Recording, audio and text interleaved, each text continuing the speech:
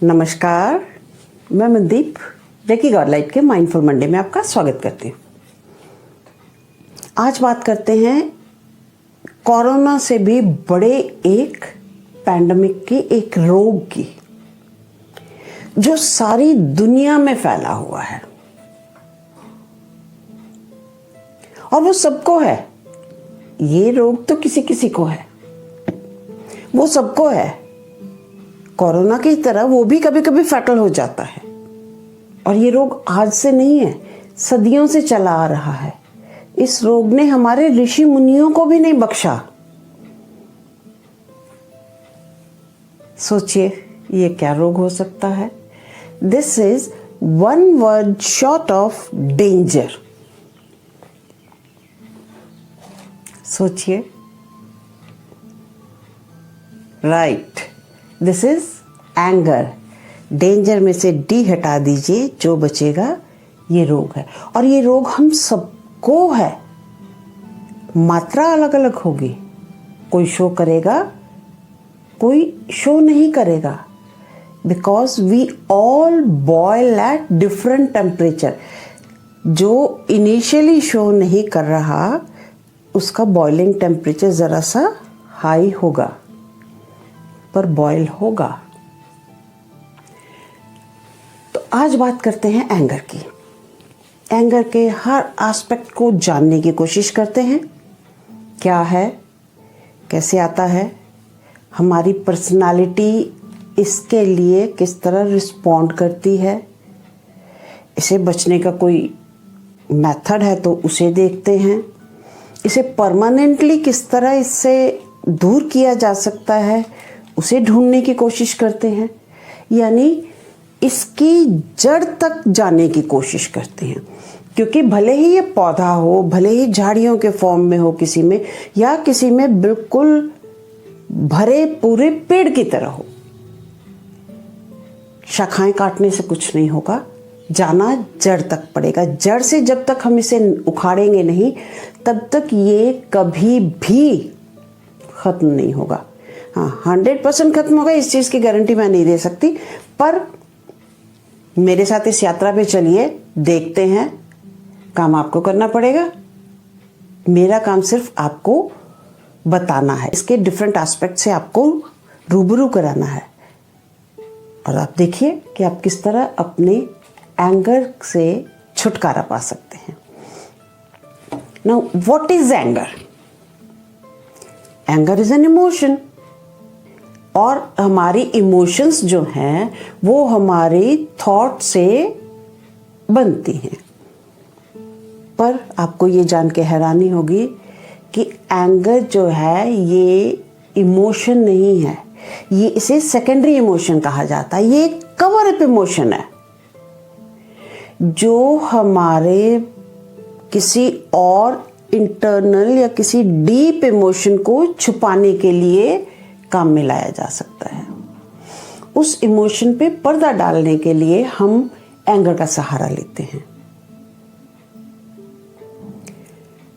ये हमारी बॉडी का डिफेंस मैकेनिज्म है कि हमारी जो इंटरनल डीप हमारी जो इमोशंस हैं वो दुनिया के सामने ना आ पाए।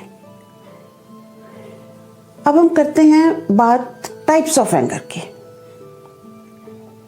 तो पहला जो है इसमें आएगा वो है एंगर एट सेल्फ, खुद पे गुस्सा।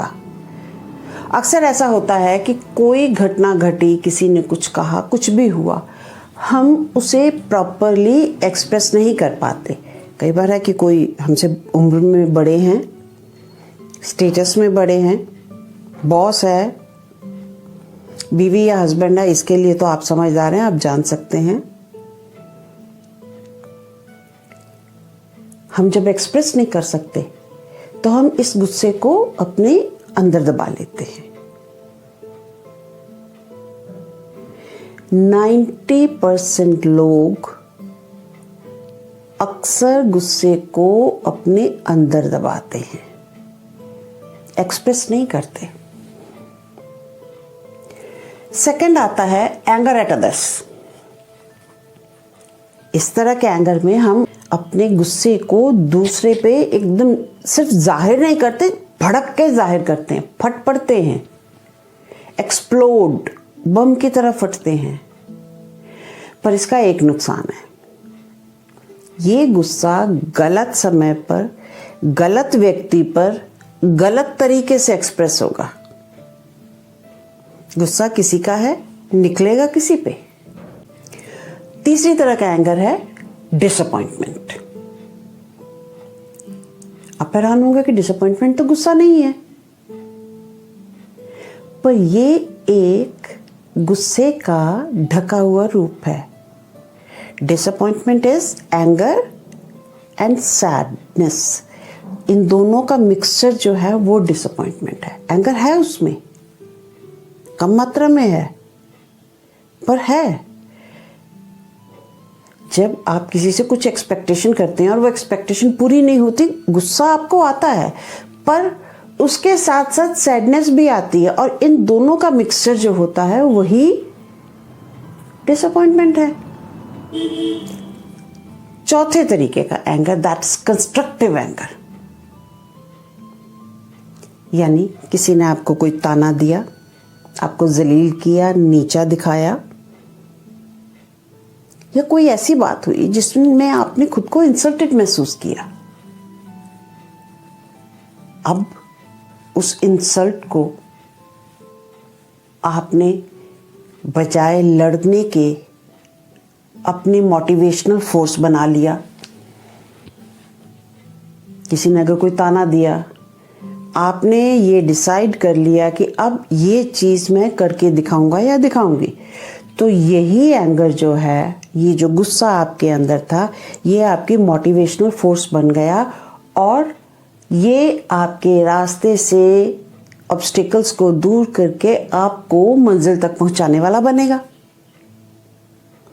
तो this is yet another kind of anger, constructive anger.